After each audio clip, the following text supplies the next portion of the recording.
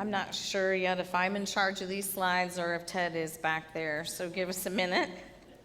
A couple things while that's getting sorted out. It was a year ago this month when I stood on this platform for the first time, subbing for Pete, and I said to you all, we had one goal, to be just good enough to be invited back. I had no idea the bar was so low.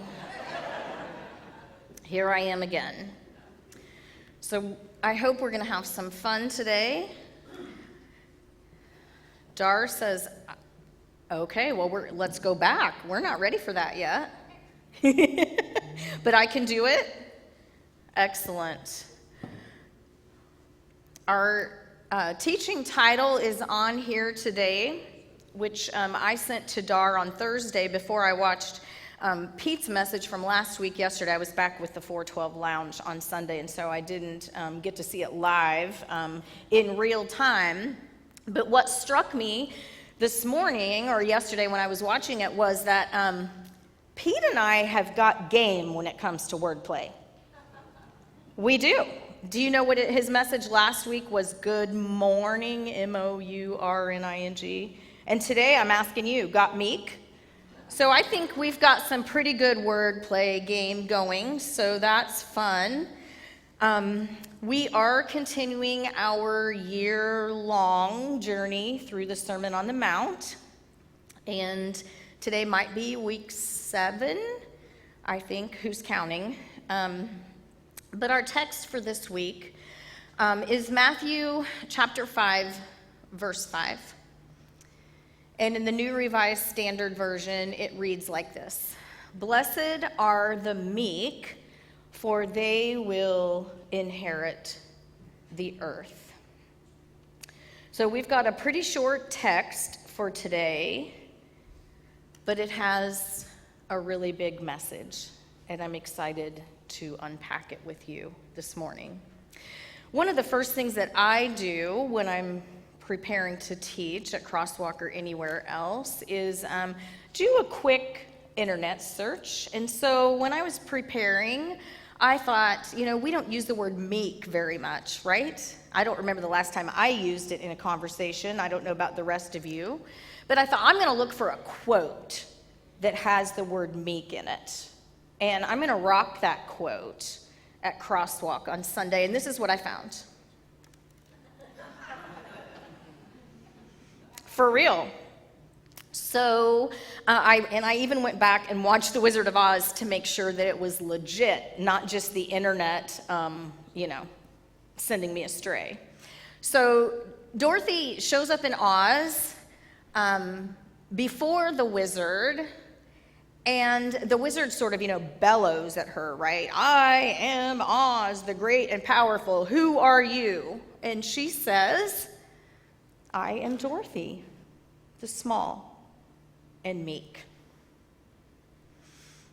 I didn't find that really helpful for this morning, but I had to share it with you anyway, and we'll actually come full circle at the end. But it's interesting when we think about Dorothy, her character, and this quote, we might get the idea that meek is weak, or fearful, or anxious, or timid.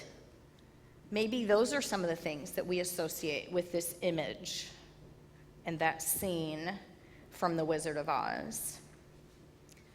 So I wonder this morning, what is meek exactly? Is it those things? Is it timid and weak and fearful and anxious? That is part of the work that we have to do together. So to try to figure that out, I want us to look at multiple translations of the Bible, of this verse. You can see on the left side of the screen there, kind of in the middle, the translation used in the book that we're following this year, and kind of a really good scholarly translation of the Bible, the New Revised Standard.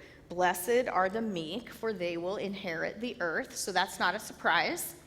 But I wanted to see, for comparison, some other things. And you'll see there at the top, that the Common English Bible does something interesting. It says, happy are people who are humble because they will inherit the earth.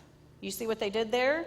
They swapped out humble in place of the word meek. So that gives us maybe a clue as to what meek means, but we're not done. You might also see the quote on the right there. It says YLT. That is Young's literal translation of the Bible. And you see it says, happy the meek because they shall inherit the land. So we have meek again, but this time earth has been replaced by land. So there might be something there for us to think about. And then one of my favorite translations of the Bible, the First Nations version, is that lengthy translation there at the bottom, which gives us this beautiful sort of holistic view of this short little verse that we have. And it says, Creator's blessing rests on the ones who walk softly and in a humble manner. The earth, land, and sky will welcome them and always be their home. So we have, instead of meek or humble, we have ones who walk softly and in a humble manner, a much fuller, sort of richer description of who the meek might be. And then rather than just simply saying inherit the earth or inherit the land, they have included kind of all of creation, right? The earth, the land, the sky. So we have this beautiful, holistic picture there. But we may not be any closer to figuring out what meek means. So I did some digging, some kind of etymological digging. And what I discovered is there are several places where you look, and often meek and humble are used together, and sometimes like this interchangeably. But I found a really interesting definition for meek, and it is in slight contrast to humble. They go together, but they're not exactly the same. So meek is a way of saying someone has strength under control. Strength under control. It's a way of relating to other people, right?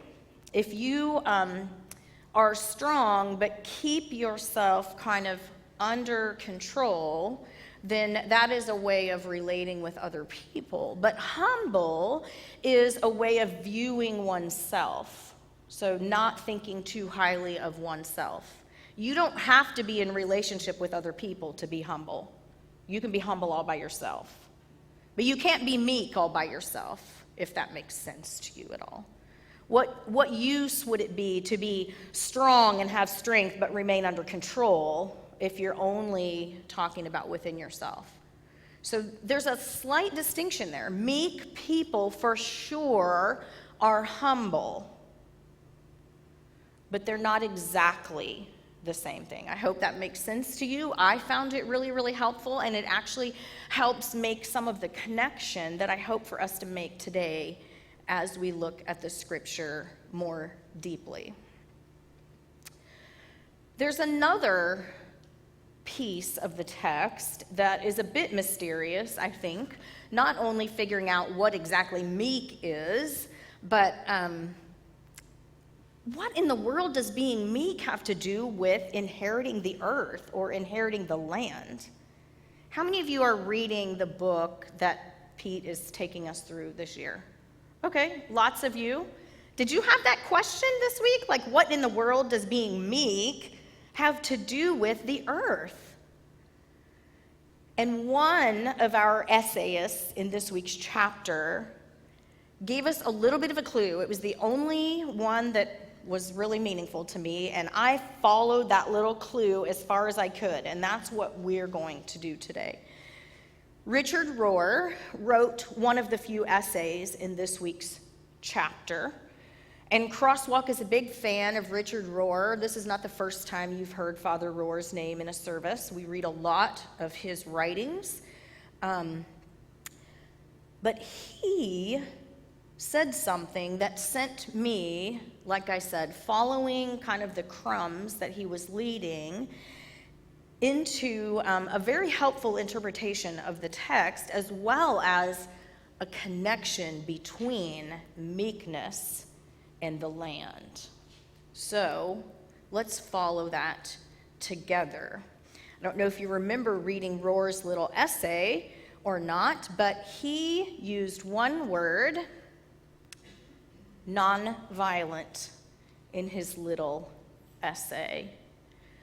And he pointed me to the writings of Thomas Merton and John Deere, D-E-A-R, who are both Catholic priest monks, and they have translated this verse thusly: "Blessed are the nonviolent, for they will inherit the land."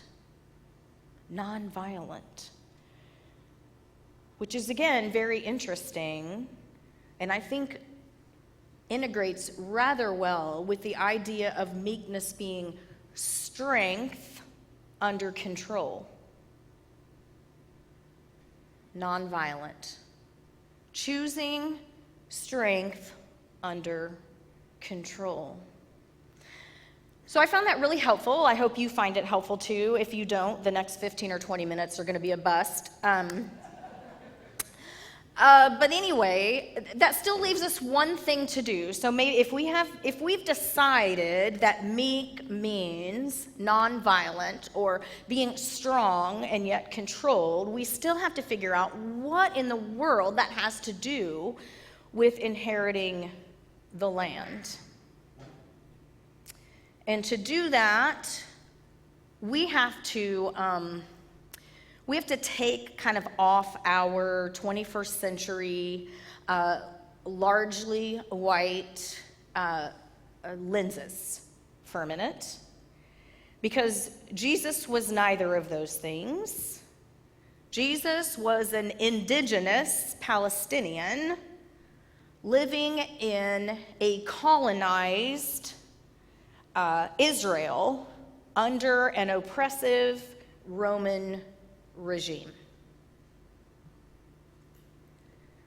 So Jesus was one of the colonized.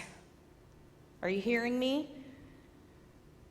Jesus was an indigenous person living in a colonized place. And when we think about colonization, what do we think of? Besides people, what do we think of? Land, right? Isn't that what colonizers take? They steal land from the indigenous, yes? So Jesus is speaking in this kind of environment to other folk who have experienced firsthand the pain of being colonized.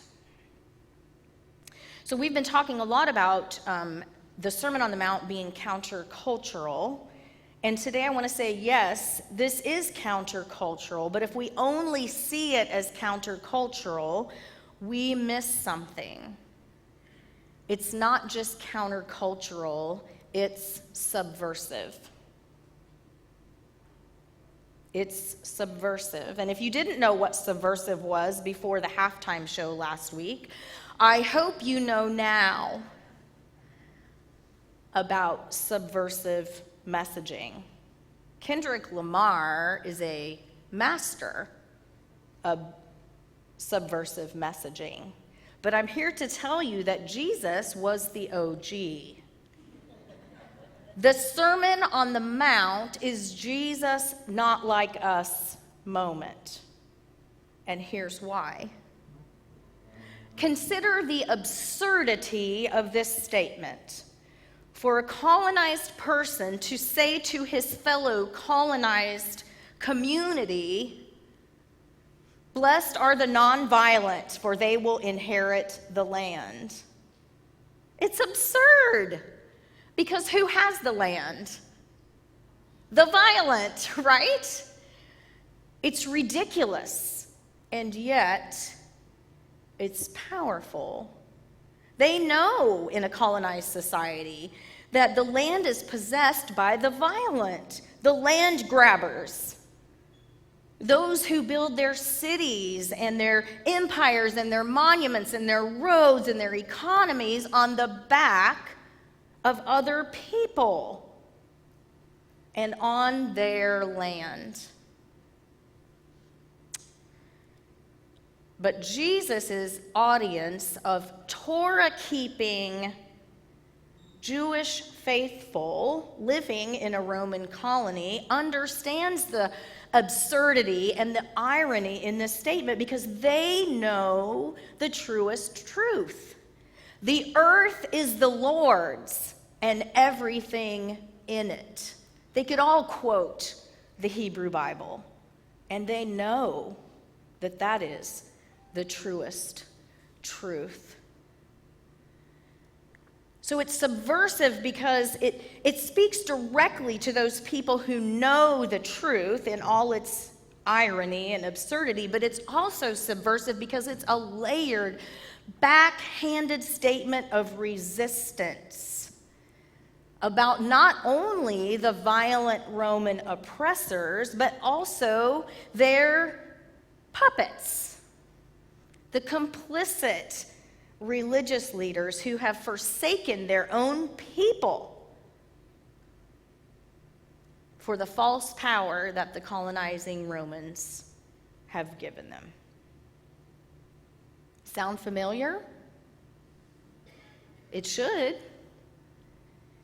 Jesus is telling these poor, landless, powerless people that the violent powers and their manipulated puppets are just fooling themselves. This is a wink, wink, nod, nod moment among people on the inside. They know that the religious leaders in the Romans are not like us. They know. They know that the land belongs to those who live at one with it. Those who plant and cultivate and harvest.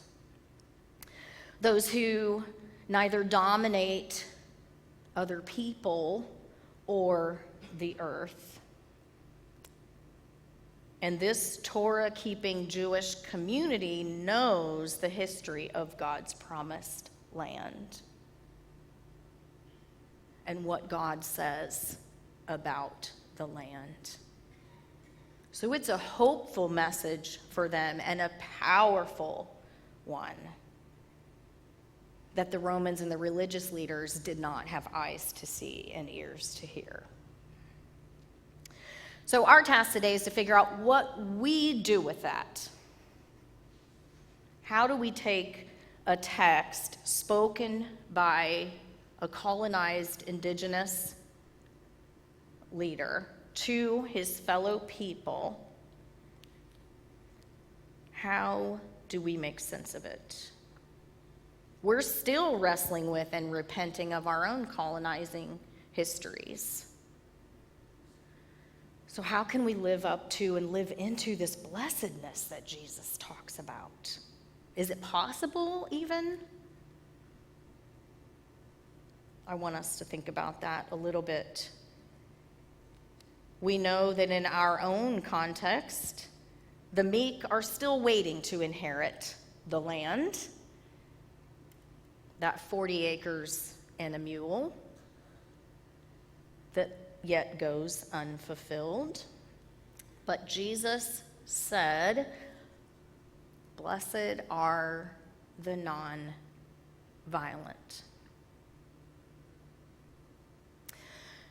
What I want to say to us this morning is that, yes, it is hopeful, but it will take a movement. It will take a movement of nonviolence to right the wrongs in our world. When I say nonviolent resistance or nonviolent movements, what names come to mind? Shout them out. Martin Luther King Jr., I heard that. Who else? Gandhi? Kennedy? Who else? Anybody? Rosa Parks? Anybody else? Now everybody's whispering because they're not sure. No, we had some big ones. We should definitely name MLK Jr., who studied and learned from Gandhi, who studied and learned from Jesus, right? So I want to talk about nonviolence today, how we can embrace it for kind of its fullness. And I want to point us towards some nonviolent movements, some leaders who are writing great stuff, especially about the connection between nonviolence and environmental justice. And so we're going to spend the next few moments kind of just highlighting those because I think they're important for us to learn about. And they're all Black and Indigenous folks for us to be learning from this month. The movement that MLK began in 1968, the Poor People's Campaign. Anybody familiar with the Poor People's Campaign in here? Great, there's a few of you, that's excellent. Well, MLK began this movement, and in 2018, it was taken up again on the 50th anniversary to continue to roll forward this movement of nonviolent resistance, especially addressing these interlocking evils: systemic racism, poverty, ecological devastation. I need you to hear that because there's a connection between nonviolence and environmental justice. Militarism and the war economy, and of course, the distorted narrative of religious nationalism. The Poor People's Campaign, in my estimation, offers one of the best illustrations of nonviolence that I've ever seen. I don't know about you all, but there was a time in my life where I thought to be a nonviolent person was simply good enough to just be opposed to war. And maybe some of you are there, and that's okay. But nonviolence as a lifestyle, as a philosophy, as a spiritual discipline is way more than simply saying, I'm opposed to warfare. And we get that through the Poor People's Campaign. This is their covenant of nonviolence. I want to share it with you. It's 2 slides worth. I will speak with respect towards all. I will speak truth to power. I will seek to defeat injustice, not people. Such an important distinction there. I will accept the consequences of my actions for justice. I will not resist arrest, use hostile language or insults, carry or use weapons, or make any threats of violence. I will walk in love. I may wear a face mask for the health and safety of myself and others. I believe the universe is on the side of justice. And I am committed to a movement, not a moment. That number 9, I can't think of anything more critical for us right now, because the things that we face will take more than a moment. They'll take a movement, whether we're talking about environmental justice, systemic racism, poverty, all of those things. And these are still their words. In committing to these principles, I will tap into a power and soul force that exists within each of us. It's a philosophy, it's a practice, it's a moral and spiritual discipline to say, I'm committed to nonviolence. And I love that last sentence, and this is from the Poor People's Campaign, but it sure sounds like something that we could have written around here, doesn't it? I will strive to embody the values of courage, inclusion, justice, truth, and love for all that connect me to every human being. That's shalom, my friends. If you want to get involved with a movement and you recognize that this is a moment that calls for more than a moment, this is a great organization to get involved with. They have not only a national org, but also state specific. So there is a California Poor People's Campaign. If you're interested in committing yourself to nonviolence and to dealing with those issues that I shared earlier. I also want to highlight and lift up some significant Black and Indigenous thought leaders and writers in the nonviolent environmental justice arena. So I've just brought a few resources to share with you. These are excellent resources if you want to read and learn more from our Black and Indigenous siblings.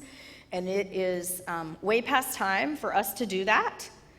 If you haven't started doing that already, I encourage you to. That first resource there on the left is called Holy Ground on Activism, Environmental Justice, and Finding Hope by Catherine Coleman Flowers. The second resource, if you see Kim Hester Williams this week, you tell her we missed her this morning. This is her book, Racial Ecologies. Kim and a colleague, Leilani Nishimi, have edited this volume and pulled together some powerful essays that make the connection between ecology and the racialization of our spaces, our land. Then Becoming Rooted is a volume written by an Indigenous leader named Randy Woodley. It's kind of 100 days of reconnecting with sacred earth, so it could be read like a devotional.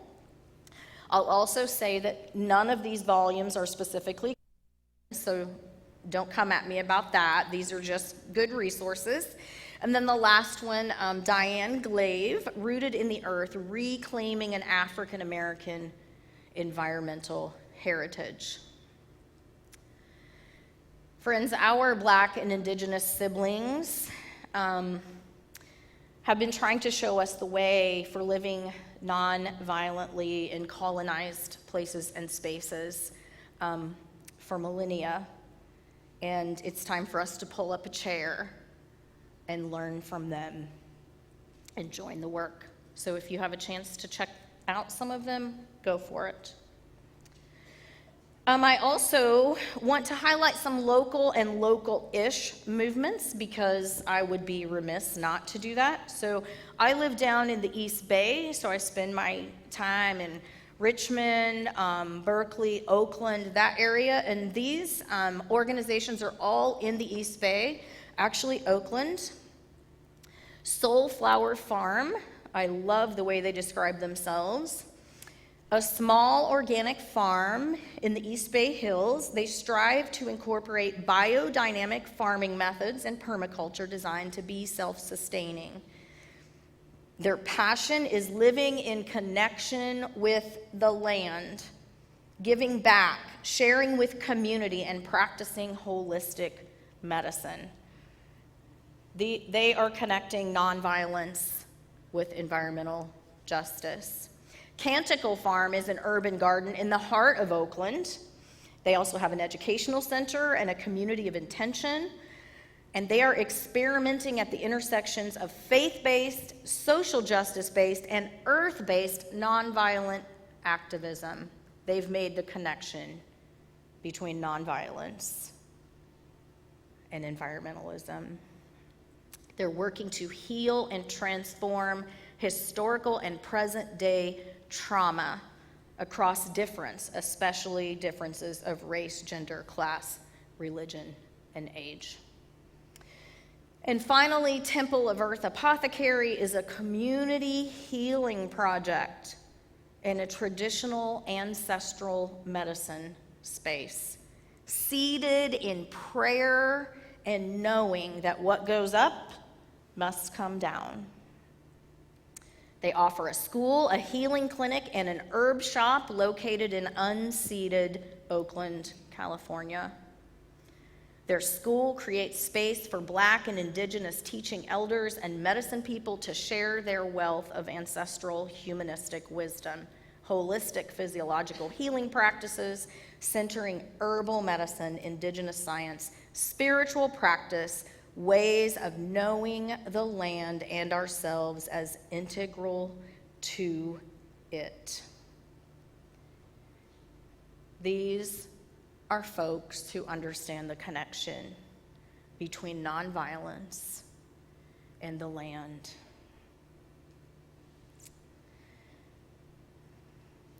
And here are two more leaders whose names you should know and whose organizations you might want to check out. Reverend Dr. Ambrose Carroll is in Berkeley. I know Ambrose. He's been a guest on my monthly show. He founded the Green the Church movement, which focuses on helping the Black church embrace environmental sustainability and earth care. He's brilliant, brilliant. And Ms. Genesis Butler, I don't know if anybody knows who she is. Anybody ever heard of Genesis? She's in Southern California.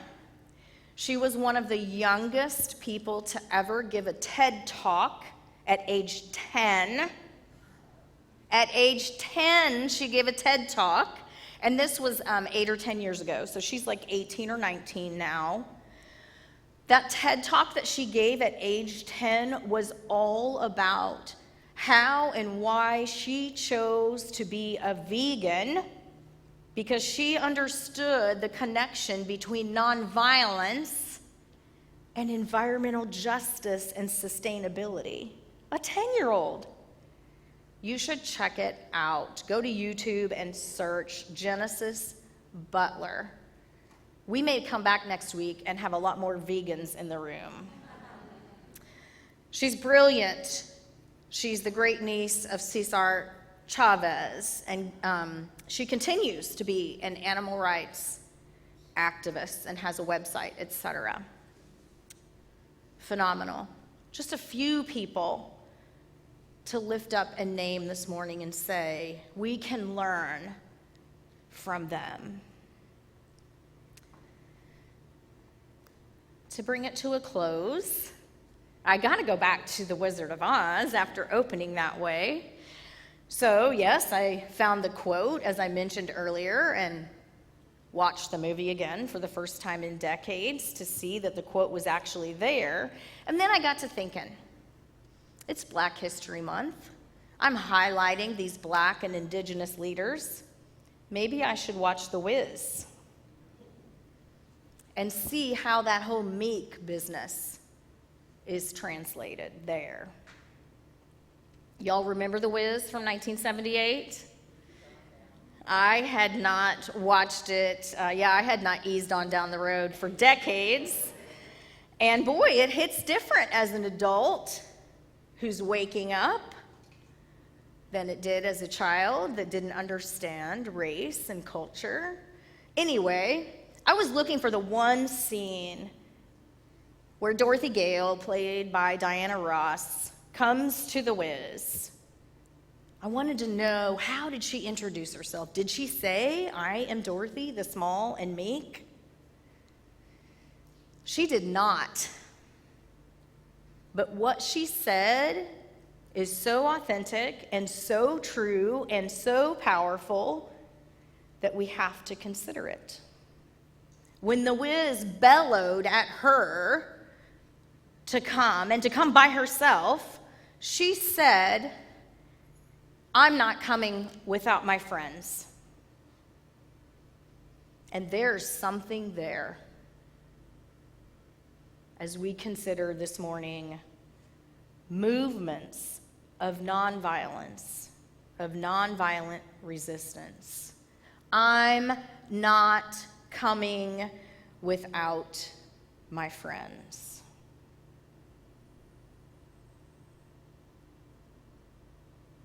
And I think the themes of The Wizard of Oz, in combination with that statement, gives us some things that we need if we are to be nonviolent resistors in a violent world.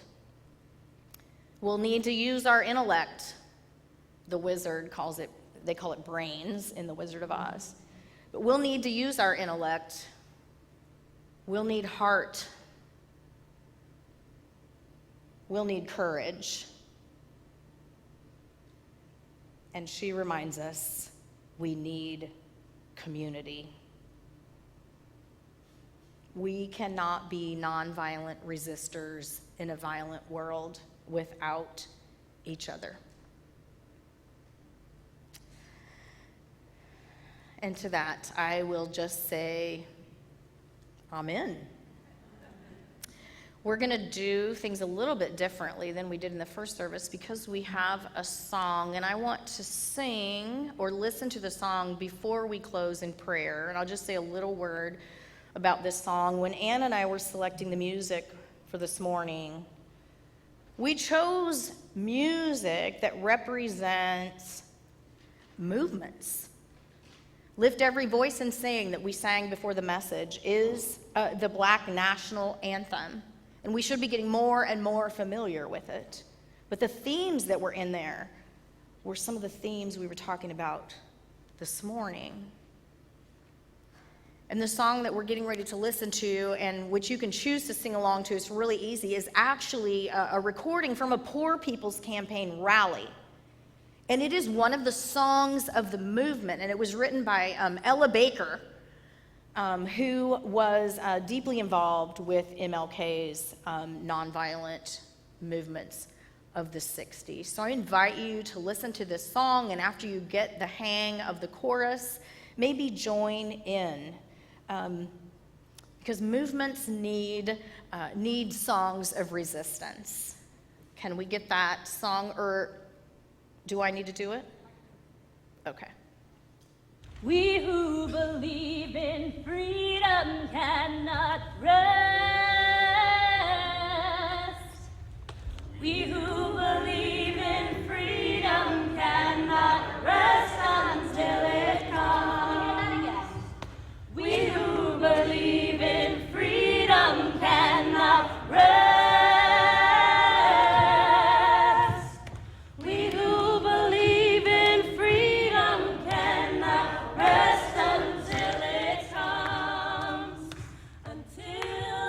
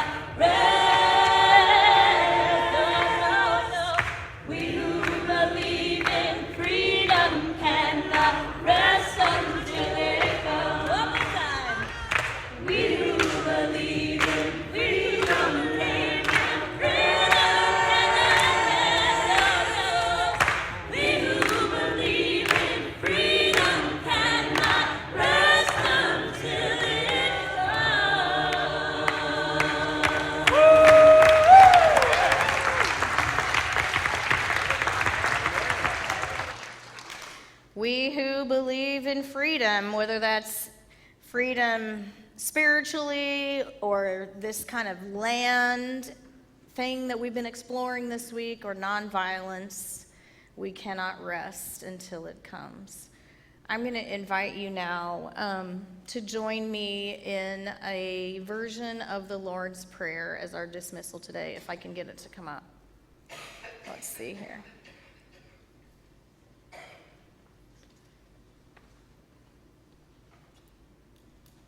There we go, right? Oh, maybe not.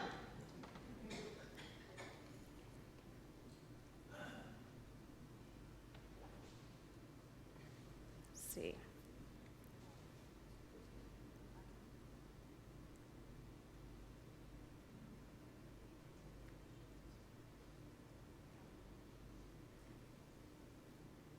All right, very good. Will you stand with me to say this prayer together? It is 2 slides, just so you know.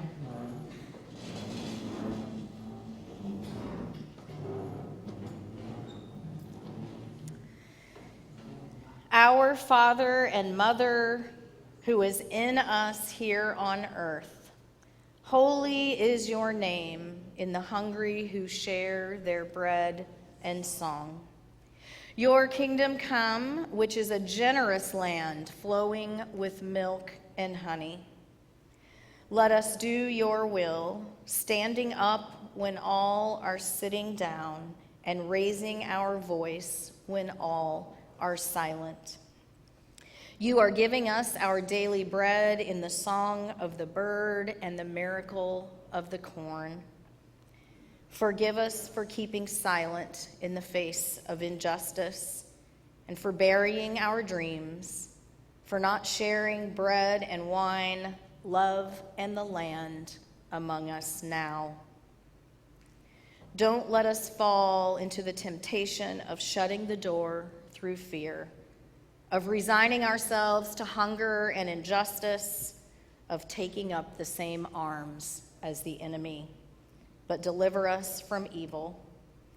Give us the perseverance and the solidarity to look for love, even if the path has not yet been trodden, even if we fail.